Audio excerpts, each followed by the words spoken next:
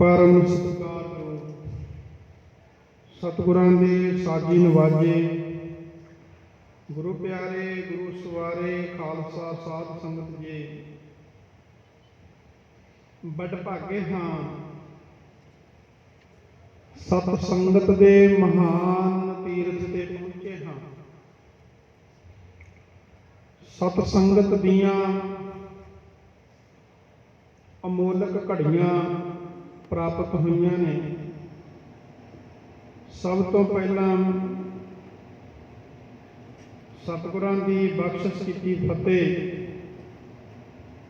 प्यार नाल बोलियो जी वाहिगुरु जी का खालसा वाहिगुरु जी की फतेह। बड़ भागे हाँ सत संगत दे महान तीरथ ते पहुंचे हाँ। सुआओ अपने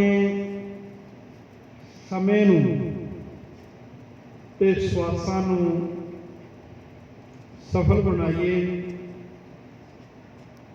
पूर्णमासी दे दिहाड़े नूं मुख रखते हुए तुर की बाणी आई तैन सगली चिंत मिटाई। श्री गुरु ग्रंथ साहिब जी का श्री अखंड पाठ साहिब प्रकाश है गुरबाणी के प्रवाह चल रहे हैं। संगतां तन मन धन करके लाहे प्राप्त कर रही ने। सो गुरमुख प्यारिओ एक बहाना बन जाता है। साडे पुरखियां ने सानू इकट्ठे होने का यतन किया है कि असी किसी न किसी बहाने के सतसंगत दे विच सतसंगत रूप दे विच जुड़ जाइए। सतसंगत कैसी जानिए जिथे एको नाम बखाना। सतसंगत उहनूं कहा जांदा जिथे इक्का बाणी एक गुर इक्को साबत दी विचार होवे। जिथे केवल परमात्मा दी सिफत सलाह की जावे। उस परमेश्वर दे वाहिगुरू दे परमात्मा दे गुण गायन किए जान उहनूं कहते हैं सतसंगत। ते सतसंगत दे विच आके तुर की बाणी दे नाल जुड़ना। ये जिहड़ी बाणी है ये किसी कवि की लिखी नहीं है भी जां किसी कवि ने कुछ लिख दिता ते अगे बयान कर दिता। गुरु साहब जी आप कह रहे हैं। पहला गुरु नानक साहब महाराज जी के वचन ने। महाराज कहते जैसी मैं आवा खसम की बाणी तैस न करी ज्ञान विला। फिर गुरु अर्जन देव पातशाह महाराज कहते ने हौ आप हो बोल न जानदा मैं कहया सब हुक्माओ जी। जदों गुरु नानक साहब बाणी लिखते सन उचारण करते सन मरदाना जी नाल हुंदे सी रबाब बजाउंदे। गुरु नानक साहब कहते सन मरदानिया बाणी आई आ। ये नहीं महाराज कहते सी भाई बाणी लिखीए भी मैं लिखावां। मारे कहते सी मरदानिया बाणी आई आ काई सिफत करतार दी करिए। रबाब बजा बाणी आई है। ते गुरमुख प्यारिओ एक एक बचन तुर दरगाह दे विचों आया होया है। श्री गुरु ग्रंथ साहिब महाराज जी ने सिर्फ एक अकाल पुरख की उस्तत की है।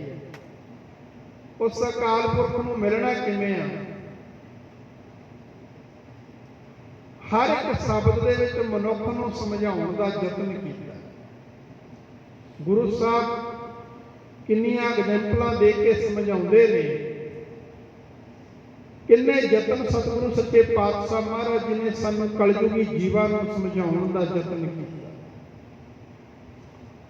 ਤੇ ਗੁਰਮੁਖ ਪਿਆਰਿਓ, ਸਤਿਗੁਰੂ ਜੀ ਇਸੇ ਕਰਕੇ ਕਹਿੰਦੇ ਨੇ ਧੁਰ ਕੀ ਬਾਣੀ ਆਈ। ਇਹ ਜਿਹੜੀ ਬਾਣੀ ਹੈ ਨਾ, ਜਿਹੜਾ ਇਸ ਬਾਣੀ ਨੂੰ ਸੁਣ ਲੈਂਦਾ ਹੈ,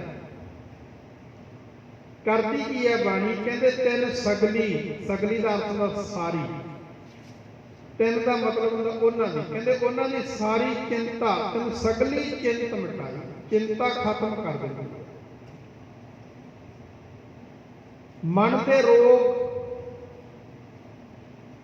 ਜਿਹੜੇ ਨੇ, ਚਿੰਤਾ, ਝੋਰਾ, ਫਿਕਰ, ਗਮ, ਜਦੋਂ ਅਸੀਂ ਬਾਣੀ ਨਾਲ ਜੁੜ ਜਾਂਦੇ ਆ ਨਾ, ਇਹ ਖਤਮ ਹੋ ਜਾਂਦੇ ਨੇ ਗੁਰੂ ਸਾਹਿਬ ਦੀ ਬਾਣੀ ਦੇ ਨਾਲ ਜੁੜ ਕੇ।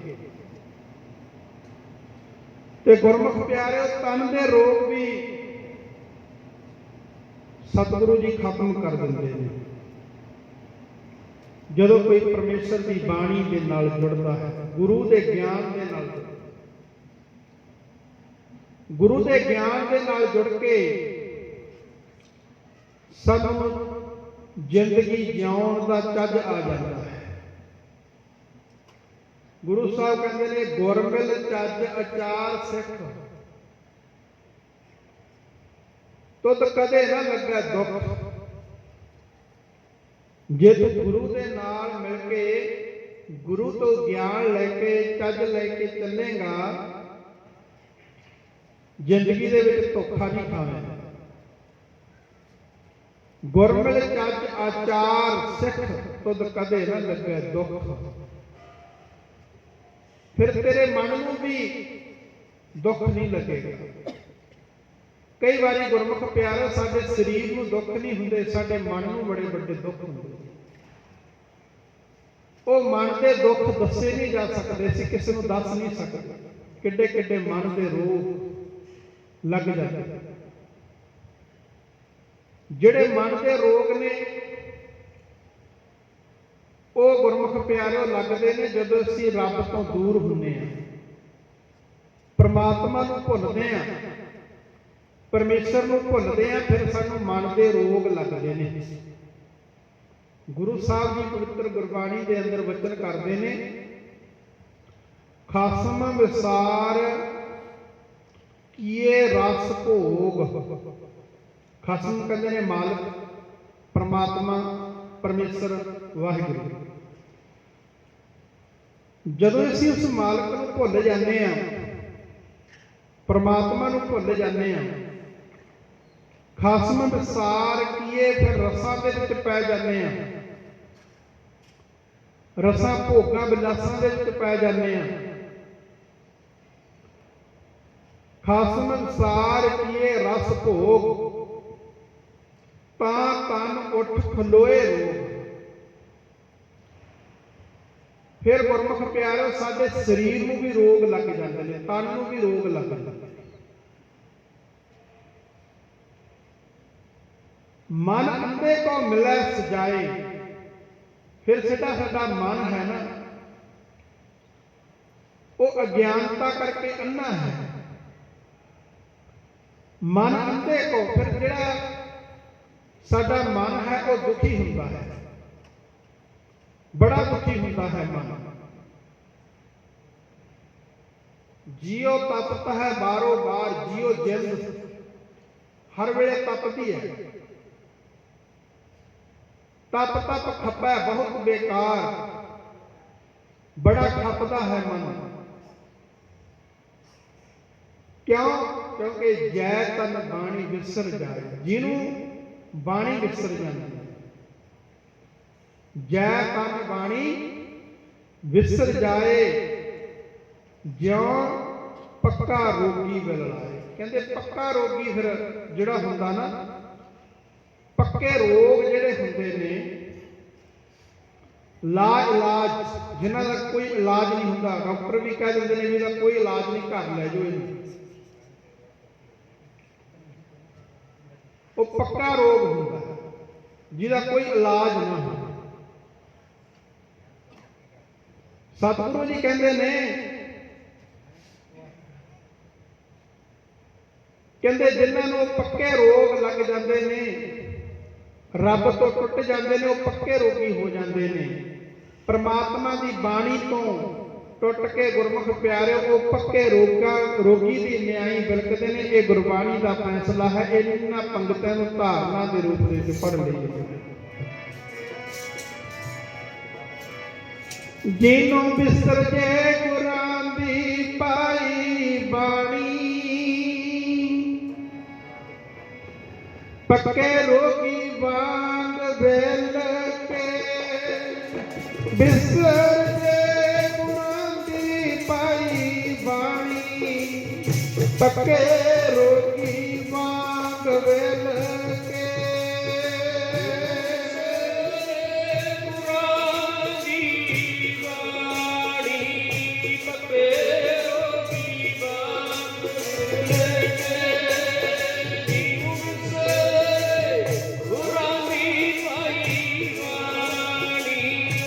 ਕੇ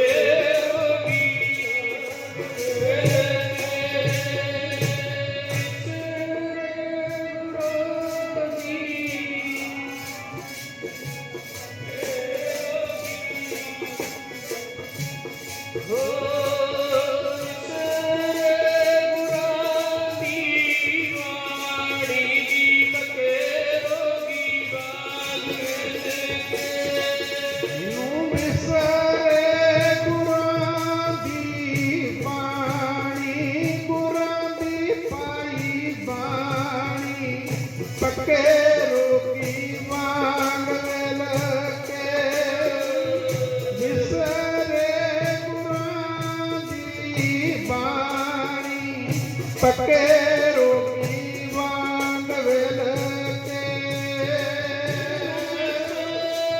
ਗੁਰਾਂ ਦੀ ਪਾਈ ਬਾਣੀ, ਪੱਕੇ ਰੋਗੀ ਵਾਂਗ ਵੇਲ ਕੇ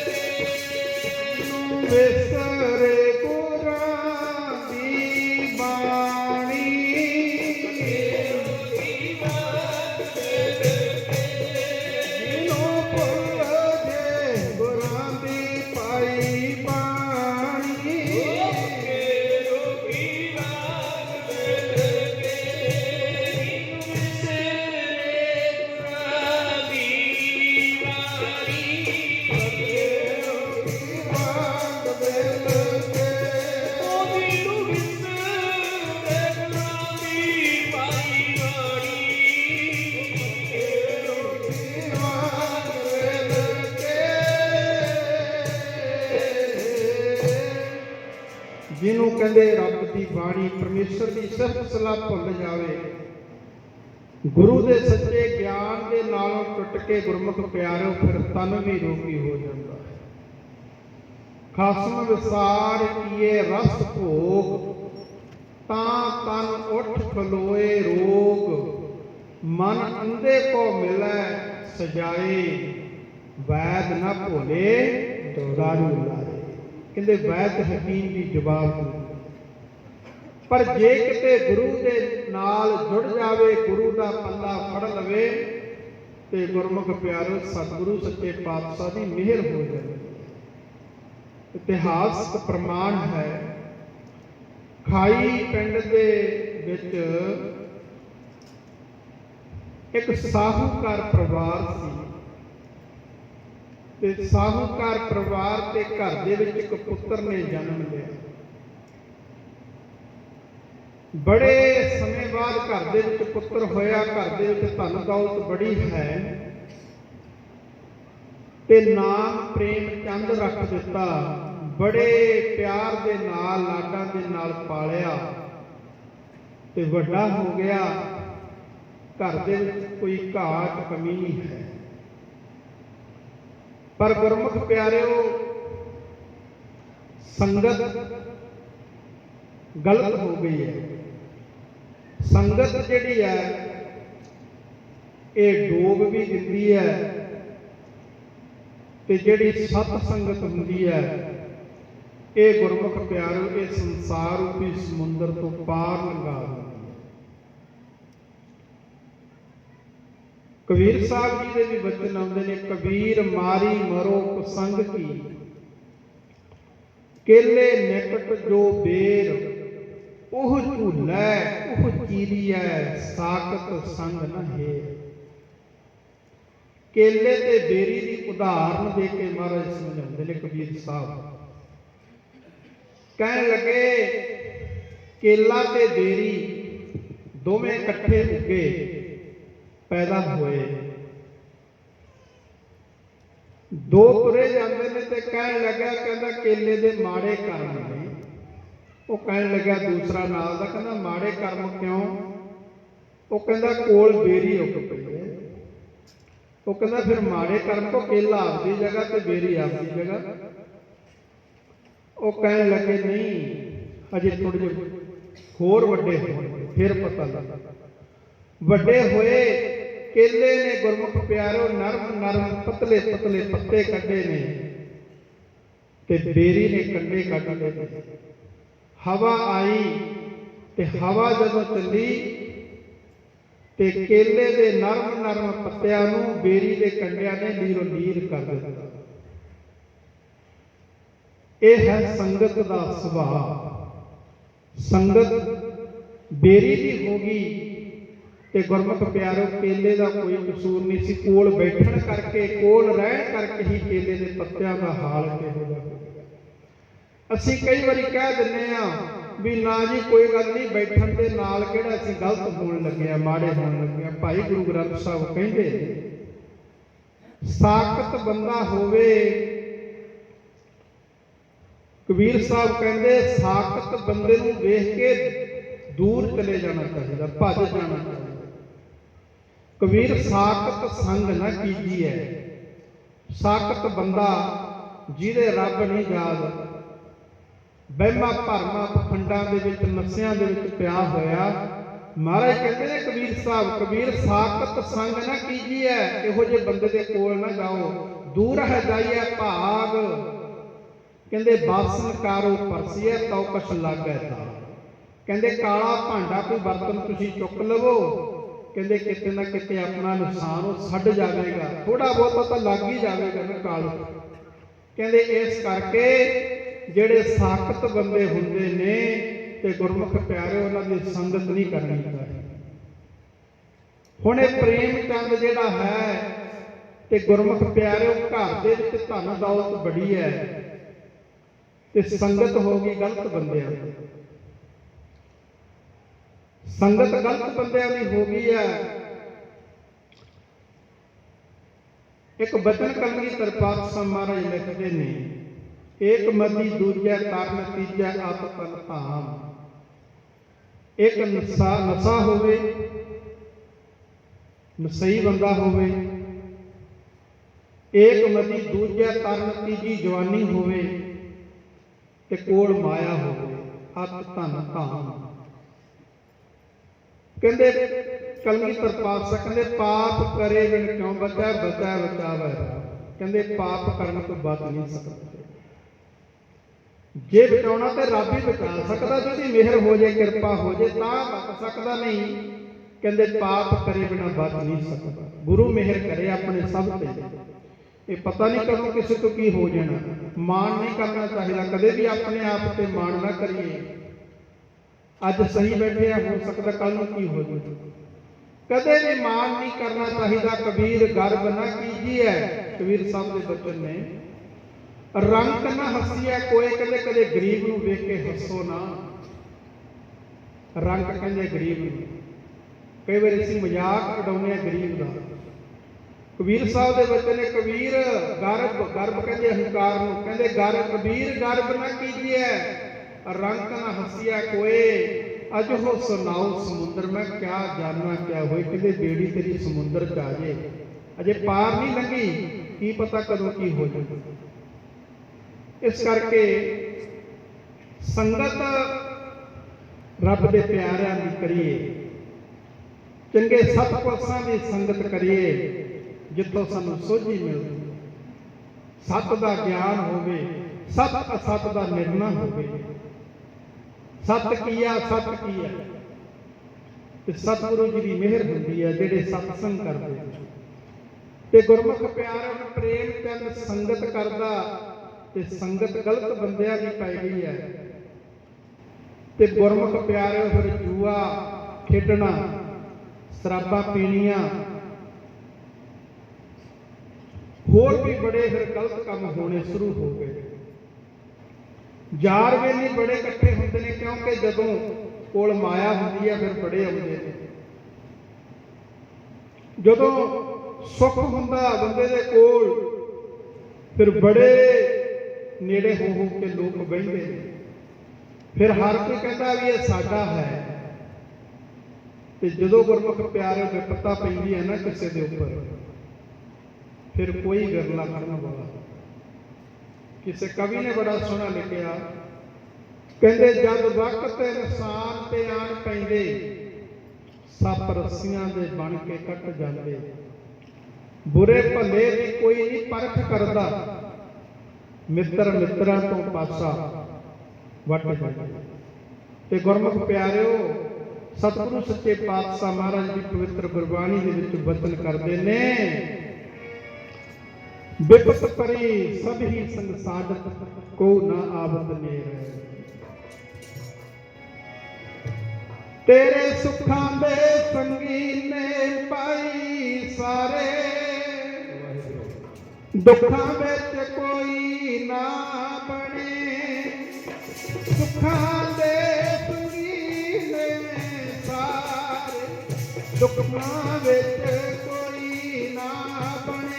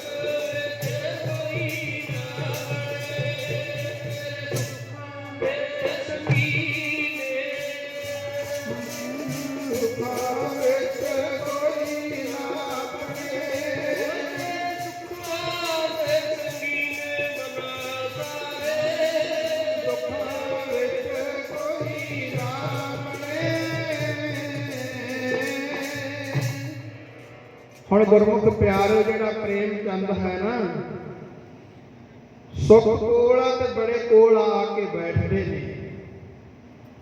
ਪਰ ਗੁਰਮੁਖ ਪਿਆਰਿਓ, ਸਮਾਂ ਇਹੋ ਜਿਹਾ ਆ ਗਿਆ ਇਹਨੂੰ ਚਮੜੀ ਦਾ ਰੋਗ ਸ਼ੁਰੂ ਹੋ ਗਿਆ। ਸਰੀਰ ਦੇ ਉੱਪਰ ਥੋੜੀ ਜਿਹੀ ਫੁਲਵੈਰੀ, ਜਿਵੇਂ ਆਪਾਂ ਕਹੀਏ ਸ਼ੁਰੂ ਹੋ ਗਈ, ਰੋਗ ਹੈ ਫੁਲਵੈਰੀ ਸ਼ੁਰੂ ਹੋ ਗਿਆ, ਹੱਥਾਂ ਤੋਂ ਸ਼ੁਰੂ ਹੋਇਆ ਤੇ ਹੌਲੀ ਹੌਲੀ ਸਰੀਰ ਦੇ ਉੱਪਰ ਤੇ ਰੋਗ ਲੱਗਣਾ ਸ਼ੁਰੂ ਹੋ ਗਿਆ। ਸਰੀਰ ਤੇ ਰੋਗ ਲੱਗਣਾ ਸ਼ੁਰੂ ਹੋ ਗਿਆ ਤੇ ਗੁਰਮੁਖ ਪਿਆਰੇ ਫਿਰ ਜਿਹੜੇ ਸੰਗੀ ਸਾਥੀ ਕੋਲ ਬੈਠ ਕੇ ਖਾਂਦੇ ਪੀਂਦੇ ਸੀ,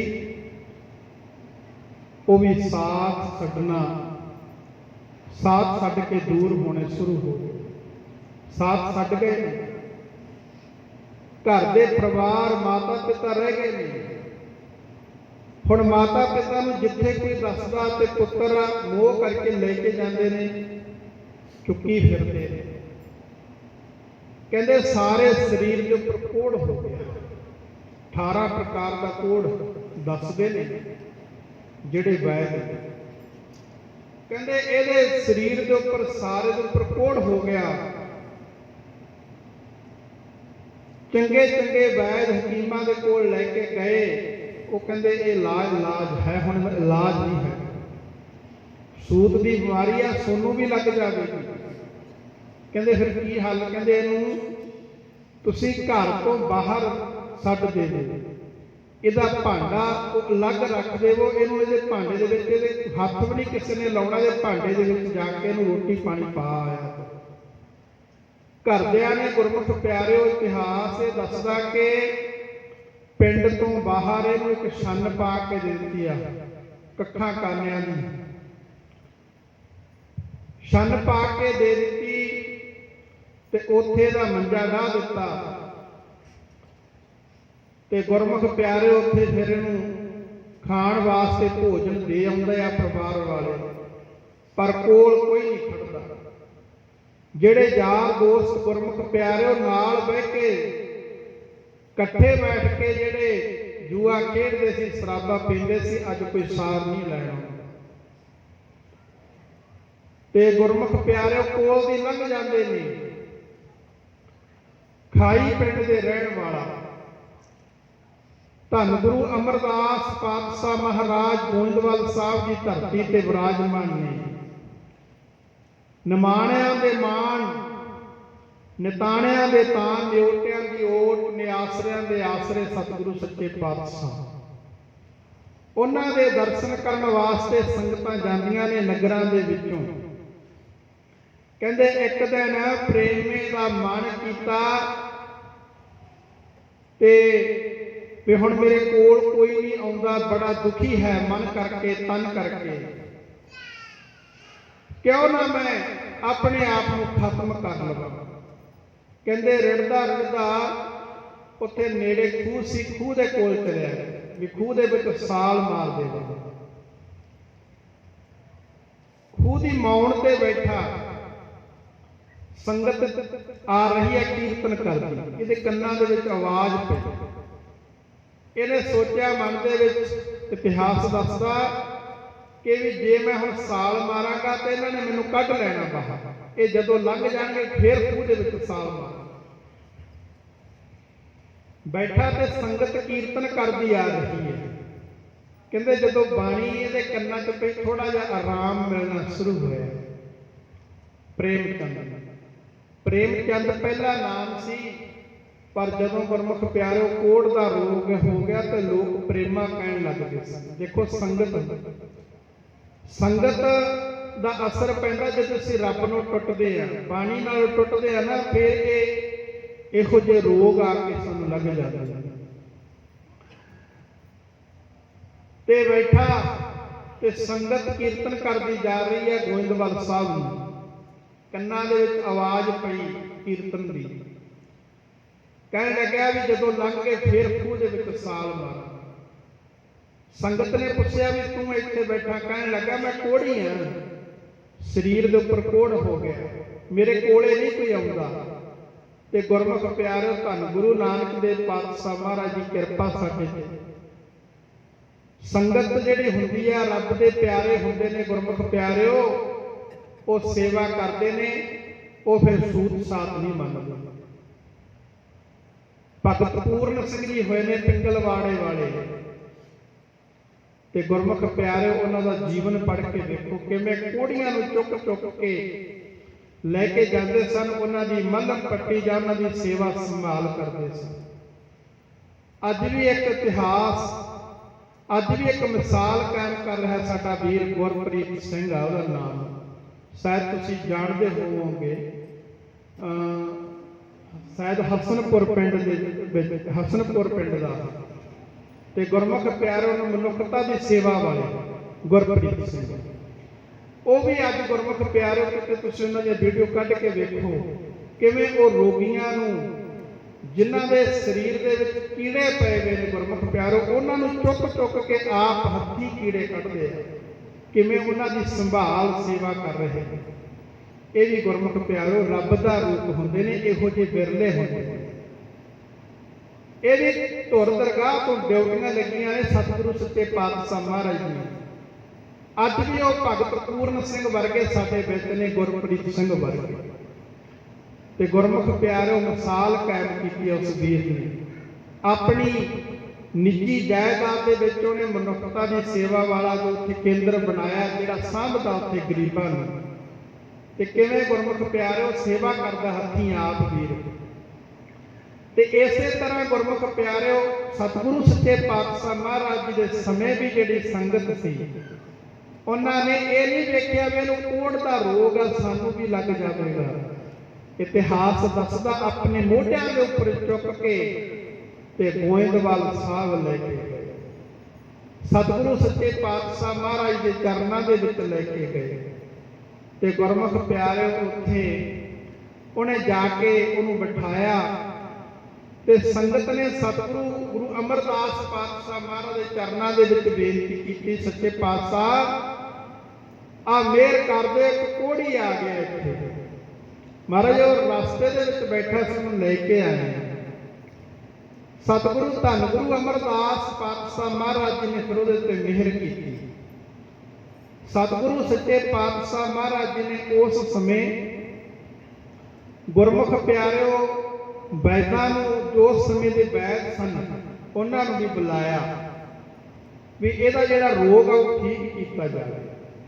ਜੜੀਆਂ ਬੂਟੀਆਂ ਉਸ ਸਮੇਂ ਦੇਸੀ ਦਵਾਈਆਂ ਜਿਹੜੀਆਂ ਹੁੰਦੀਆਂ ਸਨ ਉਹ ਇਕੱਠੀਆਂ ਕੀਤੀਆਂ, ਤੇ ਸੇਵਾਦਾਰਾਂ ਦੀ ਡਿਊਟੀ ਲਾਈ, ਤੇ ਗੁਰਮੁਖ ਪਿਆਰਿਓ ਦਵਾਈਆਂ ਜੜੀਆਂ ਬੂਟੀਆਂ ਪੀਸ ਕੇ ਸਰੀਰ ਦੇ ਉੱਪਰ ਮਲਣੀਆਂ, ਉਹਨੂੰ ਖਾਣ ਨੂੰ ਦਿੱਤੀਆਂ, ਤੇ ਜਿਹਦੇ ਕਰਕੇ ਹੌਲੀ ਹੌਲੀ ਉਹਦਾ ਸਰੀਰ ਜਿਹੜਾ ਸੀ ਉਹ ਕੋੜ ਦਾ ਰੋਗ ਸੀ ਮਿਟਣਾ ਸ਼ੁਰੂ ਹੋ ਗਿਆ।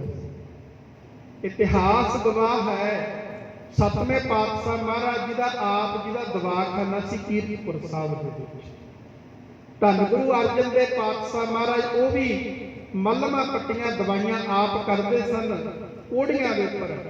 ਇਤਿਹਾਸ ਪੜ੍ਹ ਕੇ ਦੇਖੋ, ਤਰਨ ਤਾਰਨ ਸਾਹਿਬ ਜਿਹੜਾ ਹੈ ਸਿੱਖ ਇਤਿਹਾਸ ਦੇ ਵਿੱਚ, ਸਿੱਖ ਧਰਮ ਦੇ ਵਿੱਚ ਸਭ ਤੋਂ ਵੱਡਾ ਸਰੋਵਰ ਜੇ ਹੈ ਉਹ ਤਰਨ ਤਾਰਨ ਸਾਹਿਬ ਦਾ ਹੈ। ਤਰਨ ਤਾਰਨ ਸਾਹਿਬ ਦਾ ਸਭ ਤੋਂ ਵੱਡਾ ਸਰੋਵਰ ਹੈ, ਐਡਾ ਸਰੋਵਰ ਹੋਰ ਕਿਤੇ ਨਹੀਂ ਹੈ। ਉਹ ਸਰੋਵਰ ਐਡਾ ਕਿਉਂ, ਇਤਿਹਾਸ ਦੱਸਦਾ ਵੀ ਇੰਨੇ ਥਾਂ ਦੇ ਵਿੱਚ ਕੋੜੀ ਗੁਰਮੁਖ ਪਿਆਰਿਓ ਰਹਿੰਦੇ ਸਨ, ਉਹਨਾਂ ਦੀਆਂ ਛੱਪੜੀਆਂ ਬਣਾਈਆਂ ਹੋਈਆਂ ਸਨ, ਤੇ ਉੱਥੇ ਕੋੜੀਆਂ ਦਾ ਇਲਾਜ ਸਤਿਗੁਰੂ ਸੱਚੇ ਪਾਤਸ਼ਾਹ ਮਹਾਰਾਜ ਆਪ ਕਰਦੇ ਸਨ, ਦਵਾਈ ਬੂਟੀ ਆਪ ਕਰਦੇ ਸਨ। ਇਹ ਗੁਰੂ ਨਾਨਕ ਦੇ ਘਰ ਦੇ ਵਿੱਚ ਗੁਰਮੁਖ ਪਿਆਰਿਓ ਸਿਧਾਂਤ ਗੁਰੂ ਨਾਨਕ ਦੇ ਘਰ ਦਾ ਚੱਲਿਆ ਆਉਂਦਾ। ਇੱਥੇ ਨੰਗੇ ਨੂੰ ਵਸਤਰ ਤੇ ਭੁੱਖੇ ਨੂੰ ਗੁਰਮੁਖ ਪਿਆਰਿਓ ਭੋਜਨ ਮਿਲਦਾ ਹੈ, ਤੇ ਗੁਰਮੁਖ ਪਿਆਰਿਓ ਜੇ ਕੋਈ ਬਿਮਾਰ ਆ ਜਾਵੇ ਉਹਨੂੰ ਦਵਾਈ ਵੀ ਗੁਰੂ ਨਾਨਕ ਦੇ ਘਰ ਦੇ ਵਿੱਚੋਂ ਮਿਲਦੀ ਹੈ। ਅੱਜ ਸਮਾਂ ਬਦਲ ਗਿਆ, ਅੱਜ ਕੋਈ ਇੱਥੇ ਰੋਗੀ ਆ ਜਾਵੇ ਤਾਂ ਸੰਗਤ ਗੁਰਮੁਖ ਪਿਆਰਿਓ ਇਲਾਜ ਕਰਵਾ ਦਿੰਦੀ ਹੈ। ਇਹ ਗੁਰੂ ਨਾਨਕ ਦਾ ਘਰ ਹੈ, ਤੇ ਗੁਰਮੁਖ ਪਿਆਰਿਓ ਜਿੱਥੇ ਇਹ ਚੀਜ਼ਾਂ ਮਿਲਦੀਆਂ ਕਿ ਗੁਰੂ ਦਾ ਗਿਆਨ ਵੀ ਦਿੱਤਾ ਜਾਂਦਾ। ਕੋਈ ਗਿਆਨ ਲੈਣ ਵਾਲਾ ਹੋਵੇ ਤੇ ਉਹਨੂੰ ਸੱਚ ਦਾ ਗਿਆਨ ਵੀ ਮਿਲਦਾ। ਗੁਰੂ ਗ੍ਰੰਥ ਸਾਹਿਬ ਸੱਚੇ ਪਾਤਸ਼ਾਹ ਹਾਜ਼ਰ ਤੇ ਗੁਰਮੁਖ ਪਿਆਰਿਓ ਸਤਿਗੁਰੂ ਗੁਰੂ ਅਰਜਨ ਦੇਵ ਪਾਤਸ਼ਾਹ ਮਹਾਰਾਜ ਇਤਿਹਾਸ ਦੇ ਵਿੱਚ ਪਤਾ ਲੱਗਦਾ ਕਿ ਇੱਕ ਵਾਰੀ ਬਿਮਾਰੀ ਫੈਲ ਗਈ ਸੀ ਲਾਹੌਰ ਦੇ ਵਿੱਚ। ਸਤਿਗੁਰੂ ਸੱਚੇ ਪਾਤਸ਼ਾਹ ਮਹਾਰਾਜ ਆਪ ਉੱਥੇ ਦਵਾਈਆਂ ਦੇ ਕੇ ਆਏ ਸੀ। ਸੋ ਇਸ ਤਰ੍ਹਾਂ ਕਰਕੇ ਗੁਰੂ ਅਮਰਦਾਸ ਪਾਤਸ਼ਾਹ ਮਹਾਰਾਜ ਜੀ ਨੇ ਦੇਸੀ ਜੜੀਆਂ ਬੂਟੀਆਂ ਮੰਗਵਾਈਆਂ, ਤੇ ਗੁਰਮੁਖ ਪਿਆਰਿਓ ਉਹ ਪ੍ਰੇਮੇ ਕੋੜੀ ਦਾ ਜਿਹੜਾ ਕੋੜ ਦਾ ਰੋਗ ਸੀ ਉਹਨੂੰ ਹੋਇਆ ਵਾ ਸੀ ਰੋਗ, ਤੇ ਉਹ ਦਵਾਈਆਂ ਦੇਸੀ ਦਵਾਈਆਂ ਜੜੀਆਂ ਬੂਟੀਆਂ ਦੇ ਨਾਲ ਉਹ ਰੋਗ ਦੂਰ ਕੀਤਾ। ਸਤਿਗੁਰੂ ਪਾਤਸ਼ਾਹ ਮਹਾਰਾਜ ਨੇ ਕਿਹਾ ਵੀ ਇੱਥੇ ਸੇਵਾ ਕਰਿਆ ਕਰ, ਤੇ ਗੁਰਮੁਖ ਪਿਆਰਿਓ ਸੇਵਾ ਕਰਦਾ ਮਹਾਰਾਜ ਨੇ ਸਿੰਘਾਂ ਦੀ ਸੇਵਾਦਾਰਾਂ ਦੀ ਡਿਊਟੀ ਨੂੰ ਬਾਣੀ ਪੜਾਇਆ ਕਰੋ। ਇਹਨੂੰ ਬਾਣੀ ਪੜਾਉਂਦੇ ਨੇ ਤੇ ਗੁਰਮੁਖ ਪਿਆਰਿਓ ਇੱਕ ਇੱਕ ਪੰਗਤੀ ਕਰਕੇ ਉਹਨੂੰ ਜਪਜੀ ਸਾਹਿਬ ਜੀ ਦਾ ਪਾਠ ਕੰਠ ਕਰਵਾ ਦਿੰਦਾ। ਬਾਣੀ ਪੜਦਾ ਤੇ ਇੱਕ ਬਾਣੀ ਦਾ ਅਸਰ ਵੀ ਹੁੰਦਾ ਗੁਰਮੁਖ ਪਿਆਰਿਓ। ਗੁਰਬਾਣੀ ਦਾ ਇੰਨਾ ਅਸਰ ਆ, ਆਪਣੇ ਥੱਲੇ ਲੰਗਰ ਹਾਲ ਦੇ ਵਿੱਚ ਇੱਕ ਬੋਰਡ ਲੱਗਿਆ ਵਾ ਵਾਸੂ ਭਾਰਦਵਾਜ ਦਾ, ਤੇ ਗੁਰਮੁਖ ਪਿਆਰਿਓ ਕੈਂਸਰ ਦਾ ਰੋਗੀ ਤੇ ਜਿਹਨੂੰ ਪਾ ਕੇ ਲੰਮਾ ਲੈ ਕੇ ਗਏ ਸੀ ਦਰਬਾਰ ਸਾਹਿਬ ਦੇ ਵਿੱਚ, ਸ੍ਰੀ ਅਖੰਡ ਪਾਠ ਸਾਹਿਬ ਪ੍ਰਕਾਸ਼ ਹੋਇਆ ਤੇ ਪਾਠ ਜਦੋਂ ਸੁਖਮਨੀ 11 ਵਜੇ ਅਖੰਡ ਪਾਠ ਸਾਹਿਬ ਪ੍ਰਕਾਸ਼ ਕਰਦੇ ਆਪਣੇ ਇੰਡੀਆ, ਦਿਨ ਦੇ 11 ਵਜੇ ਅਖੰਡ ਪਾਠ ਸਾਹਿਬ ਪ੍ਰਕਾਸ਼ ਹੁੰਦਾ ਤੇ ਸ਼ਾਮ ਨੂੰ 6 ਵਜੇ ਸੁਖਮਨੀ ਸਾਹਿਬ ਜੀ ਦਾ ਪਾਠ ਚੱਲਦਾ। ਤੇ ਜਦੋਂ ਪਾਠ ਗੁਰਮੁਖ ਪਿਆਰਿਓ ਲੰਮਾ ਪਿਆ ਤੇ ਅਖੰਡ ਪਾਠ ਸਾਹਿਬ ਪ੍ਰਕਾਸ਼ ਆ, ਸੁਖਮਨੀ ਸਾਹਿਬ ਦੀ ਬਾਣੀ ਸ਼ੁਰੂ ਹੁੰਦੀ ਆ ਤੇ ਉੱਠ ਕੇ ਬੈਠ ਜਾਂਦਾ। ਤੇ ਜਦੋਂ ਸਾਰਾ ਭੋਗ ਪੈਂਦਾ ਗੁਰਮੁਖ ਪਿਆਰਿਓ ਅਰਦਾਸ ਦੇ ਵਿੱਚ ਖੜ ਕੇ ਅਰਦਾਸ ਸੁਣਦਾ, ਹੁਕਮਨਾਮਾ ਸਾਹਿਬ ਸੁਣਦਾ। ਬਾਣੀ ਦੇ ਵਿੱਚ ਸ਼ਕਤੀ ਅੱਜ ਵੀ ਹੈ ਉਨੀ, ਪਰ ਸਾਡਾ ਜੇ ਵਿਸ਼ਵਾਸ ਹੋਵੇ, ਭਰੋਸਾ ਹੋਵੇ, ਪਰ ਗੱਲ ਭਰੋਸੇ ਦੀ ਹੈ, ਪ੍ਰਤੀਤ ਦੀ ਆ। ਜਿਹਨੂੰ ਗੁਰਮੁਖ ਪਿਆਰਿਓ ਭਰੋਸਾ ਨਹੀਂ ਹੈ ਉਹਨੂੰ ਕੁਝ ਵੀ ਨਹੀਂ ਹੈ ਉਹਦੇ ਲਈ ਤਾਂ ਕੇਵਲ ਅੱਖਰ ਹੀ ਨੇ, ਕਿਤਾਬ ਹੀ ਆ ਉਹਦੇ ਲਈ। ਪਰ ਜਿਹੜਾ ਗੁਰਮੁਖ ਪਿਆਰਿਓ ਵਿਸ਼ਵਾਸ ਕਰਦਾ ਤੇ ਸਾਡੇ ਲਈ ਪ੍ਰਤੱਖ ਸਤਿਗੁਰੂ ਬੈਠੇ। ਧੰਨ ਗੁਰੂ ਅਮਰਦਾਸ ਪਾਤਸ਼ਾਹ ਮਹਾਰਾਜ ਜੀ ਨੇ ਦੇਖੋ ਸੰਗਤ ਦਾ ਅਸਰ, ਪਹਿਲਾਂ ਸੰਗਤ ਕਿਹੋ ਜਿਹੇ ਬੰਦਿਆਂ ਦੀ ਕੀਤੀ ਤੇ ਗੁਰਮੁਖ ਪਿਆਰਿਓ ਪਰਿਵਾਰ ਤੋਂ ਵੀ ਦੂਰ ਤੇ ਸਰੀਰ ਤੇ ਕੋੜ ਦਾ ਰੋਗ ਹੋ ਗਿਆ। ਅੱਜ ਸੰਗਤ ਸਤ ਸੰਗੀਆਂ ਦੀ ਹੋ ਗਈ, ਸਤਿਗੁਰੂ ਦੇ ਦਰ ਤੇ ਚਲਿਆ ਗਿਆ ਤੇ ਰੋਗ ਖਤਮ ਹੋ ਗਿਆ। ਕਹਿੰਦੇ ਇਸ ਤਰ੍ਹਾਂ ਕਰਕੇ, ਕਿਉਂਕਿ ਅਮੀਰ ਘਰ ਦਾ ਪੁੱਤਰ ਸੀ, ਬੜਾ ਸੋਹਣਾ ਸੁਨੱਖਾ ਸੀ। ਤੇ ਗੁਰਮੁਖ ਪਿਆਰਿਓ ਗੱਲ ਸੋਹਣੇ ਸੁਨੱਖੇ ਦੀ ਨਹੀਂ ਹੁੰਦੀ, ਗੱਲ ਹੁੰਦੀ ਹੈ ਗੁਣਾਂ ਦੀ। ਬੰਦੇ ਦੇ ਅੰਦਰ ਚੰਗੇ ਗੁਣ ਹੋਣੇ ਚਾਹੀਦੇ ਨੇ। ਰੰਗ ਭਾਵੇਂ ਕਾਲਾ ਹੋਵੇ, ਕਦੇ ਦਿਲ ਦਾ ਕਾਲਾ ਨਾ ਹੋਵੇ। ਤੇ ਗੁਰਮੁਖ ਪਿਆਰਿਓ ਬਗਲੇ ਬੜੇ ਚਿੱਟੇ ਹੁੰਦੇ ਨੇ ਤੇ ਕੋਇਲ ਕਾਲੀ ਹੁੰਦੀ ਹੈ। ਕੋਇਲ ਦੀ ਆਵਾਜ਼ ਨੂੰ ਲੋਕ ਸੁਣਦੇ ਨੇ ਤੇ ਬਗਲੇ ਨੂੰ ਘਰੇ ਕੋਈ ਲੈ ਕੇ ਆਉਂਦਾ ਵੇਖਿਆ? ਬਗਲਾ ਬੜਾ ਚਿੱਟਾ ਹੁੰਦਾ, ਪਰ ਗੁਰਮੁਖ ਪਿਆਰਿਓ ਖਾਂਦਾ ਗੱਡੀਆਂ ਮੱਛੀਆਂ, ਪਰ ਕੋਇਲ ਨੂੰ ਲੋਕ ਲੁਕ ਲੁਕ ਸੁਣਦੇ ਨੇ। ਮਿੱਠੀ ਆਵਾਜ਼ ਹੈ। ਹਰ ਇੱਕ ਇਨਸਾਨ ਦੇ ਵਿੱਚ ਗੁਣ ਹੁੰਦੇ ਨੇ। ਗੁਣ ਵੇਖਣੇ ਚਾਹੀਦੇ। ਕਿਸੇ ਦਾ ਸਰੀਰ ਨਾ ਵੇਖੋ ਵੀ ਇਹਦਾ ਸਰੀਰ ਕਿਹੋ ਜਿਹਾ, ਕਿਸੇ ਦਾ ਤਨ ਦੇਖ ਕੇ ਕਦੇ ਹੱਸੋ ਨਾ।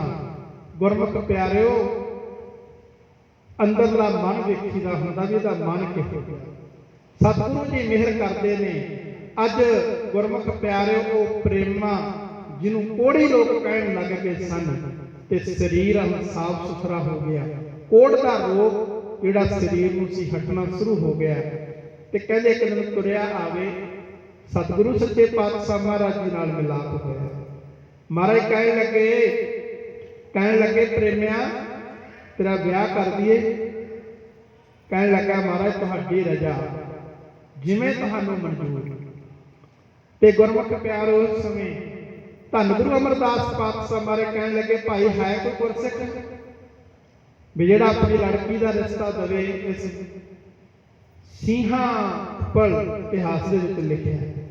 ਤੇ ਗੁਰਮੁਖ ਪਿਆਰਿਓ ਉਹਨੇ ਆਪਣੀ ਲੜਕੀ ਦਾ ਰਿਸ਼ਤਾ ਗੁਰੂ ਅਮਰਦਾਸ ਮਹਾਰਾਜ ਦੇ ਕਹਿਣ ਤੇ ਗੁਰਮੁਖ ਪਿਆਰਿਓ ਪ੍ਰੇਮ ਮੇ ਕੋੜੀ ਦੇ ਨਾਲ ਕਰ ਦਿੱਤਾ। ਤੇ ਸਤਿਗੁਰੂ ਸੱਚੇ ਪਾਤਸ਼ਾਹ ਮਹਾਰਾਜ ਜੀ ਨੇ ਆਪ ਸਾਰੀ ਆਨੰਦ ਕਾਰਜ ਦੀ ਰਸਮ ਨਿਭਾਈ। ਤੇ ਗੁਰਮੁਖ ਪਿਆਰਿਓ ਗੁਰੂ ਨਾਨਕ ਦੇ ਘਰ ਦੇ ਵਿੱਚ ਸੇਵਾ ਕਰਕੇ ਬਾਣੀ ਸਿੱਖ ਗਿਆ, ਕਥਾ ਕਰਨੀ ਸਿੱਖ ਗਿਆ।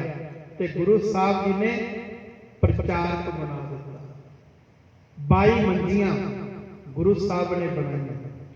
ਮੰਜੀ ਦਾ ਭਾਵ ਇਹ ਨਹੀਂ ਕੋਈ ਵੀ ਬੈਠਣ ਵਾਲੀ ਮੰਜੀ ਨਹੀਂ ਸੀ। 22 ਮੰਜੀਆਂ ਤੇ 72 ਪੀੜੇ ਗੁਰੂ ਅਮਰਦਾਸ ਮਹਾਰਾਜ ਜੀ ਨੇ ਬਣਾਏ। ਮੰਜੀ ਤੋਂ ਭਾਵ ਇਲਾਕਾ ਦਿੱਤਾ ਸੀ। ਇਹਨੂੰ ਵੀ ਪਿੰਡੇ ਦਾ ਖਾਈ ਸੀ ਪ੍ਰੇਮੇ ਚੰਦ ਦਾ, ਇਹਨੂੰ ਇਲਾਕਾ ਦਿੱਤਾ ਸੀ ਇਧਰ ਮੂਨ ਜਾਖਲ ਦੇ ਕੋਲ। ਇਹ ਇਲਾਕਾ ਇਹਨੂੰ ਦਿੱਤਾ ਗਿਆ ਸੀ। ਇਹਨਾਂ ਦਾ ਨਾਮ ਇਹਦੇ ਘਰ ਵਾਲੀ ਦਾ ਮੱਥੋ ਸੀ ਤੇ ਇਹਦਾ ਨਾਮ ਮੁਰਾਰੀ ਰੱਖ ਦਿੱਤਾ। ਮੱਥੋ ਮੁਰਾਰੀ ਕਰਕੇ ਇਹ ਮਸ਼ਹੂਰ ਹੋਏ। ਗੁਰੂ ਸਾਹਿਬ ਜੀ ਨੇ ਨਾਮ ਰੱਖਿਆ। ਤੇ ਬੀਬੀਆਂ ਨੂੰ ਪੀੜੇ ਬਖਸ਼ੇ, ਇੱਕ ਜਿਵੇਂ ਇਲਾਕੇ ਬਖਸ਼ੇ, ਇਲਾਕਿਆਂ ਦੇ ਵਿੱਚੋਂ ਛੋਟੇ ਛੋਟੇ ਇਲਾਕੇ ਦੇ ਦਿੱਤੇ ਉਹਨਾਂ ਨੂੰ, ਬੀਬੀਆਂ ਨੂੰ ਵੀ ਤੁਸੀਂ ਪ੍ਰਚਾਰ ਕਰਨਾ, ਉਹਨਾਂ ਨੂੰ ਪੀੜੇ ਕਹਿੰਦੇ ਸਨ।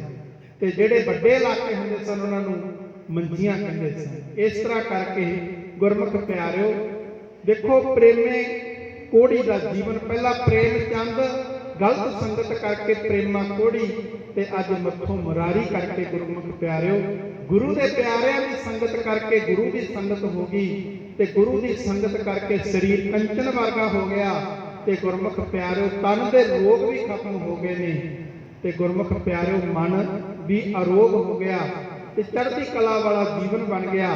ਸੱਚ ਦਾ ਪ੍ਰਚਾਰ ਕਰਨ ਲੱਗ ਗਿਆ, ਸੱਚ ਦੇ ਨਾਲ ਜੁੜ ਗਿਆ, ਤੇ ਜਿਹੜਾ ਸੱਚ ਦੇ ਨਾਲ ਜੁੜ ਜਾਂਦਾ ਉਹਦਾ ਲੋਕ ਸੁਖੀ ਅਤੇ ਪਰਲੋਕ ਸੁਹੇਲਾ ਹੋ ਜਾਂਦਾ ਹੈ। ਸੋ ਇਸ ਤਰ੍ਹਾਂ ਕਰਕੇ ਗੁਰਮੁਖ ਪਿਆਰਿਓ ਆਪਾਂ ਵੀ ਸੰਗਤ ਕਰੀਏ, ਰੱਬ ਦੇ ਪਿਆਰਿਆਂ ਦੀ ਸੰਗਤ ਕਰੀਏ, ਕੋਈ ਸੰਗਤ ਛੱਡ ਕੇ ਸੰਗਤ ਸਤ ਸੰਗਤ ਦੇ ਨਾਲ ਜੁੜੀਏ। ਸਤ ਸੰਗਤ ਕਰਨੀ ਅਤੀ ਜ਼ਰੂਰੀ ਹੈ। ਭਾਗਾਂ ਵਾਲਿਓ ਜਿਨ੍ਹਾਂ ਨੇ ਸਤ ਸੰਗਤ ਦੇ ਵਿੱਚ ਹਾਜ਼ਰੀ ਭਰੀ ਹੈ, ਆਓ ਇੱਕ ਧਾਰਨਾ ਪੜ੍ਹ ਕੇ ਕਬੀਰ ਸਾਹਿਬ ਜੀ ਦੇ ਬਚਨ ਨੇ ਫਿਰ ਸਮਾਪਤੀ ਕਰ ਦਿੰਦੇ ਹਾਂ।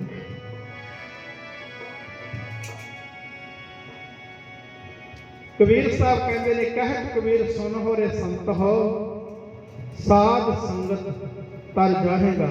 ਜੇ ਸਤਸੰਗ ਕਰੋਗੇ ਤਰ ਜਾਵੋਗੇ, ਕਿ ਸੰਗਤ ਸਾਨੂੰ ਡੋਬ ਦਿੰਦੀ ਹੈ। ਤੈਨੂੰ ਡੋਬ ਤੂੰ ਸੰਗ ਮਨਾ ਮੇਰਿਆ, ਸਤਸੰਗ ਤਾਰ ਦੇ